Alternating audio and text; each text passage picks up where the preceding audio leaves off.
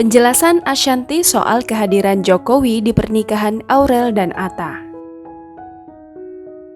Penyanyi Ashanty memberikan penjelasan mengenai hadirnya Presiden Joko Widodo bersama istrinya Iriana di pernikahan Aurel Hermansyah dan Atta Halilintar. Ashanty mengatakan hadirnya Jokowi pada momen bahagia tersebut karena keluarga memiliki kedekatan dengan nomor orang satu di Indonesia itu.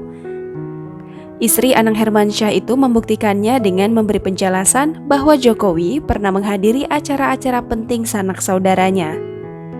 Namun, Ashanty tidak menampik yang menjadi ramai karena Jokowi saat ini sudah menjadi seorang kepala negara.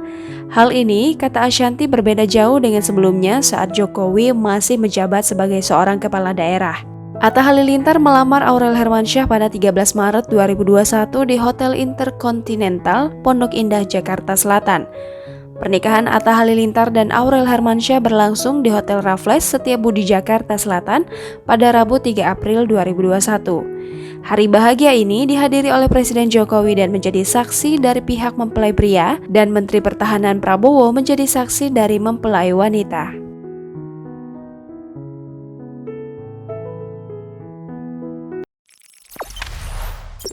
Jangan lupa subscribe, share, komen, dan like ya!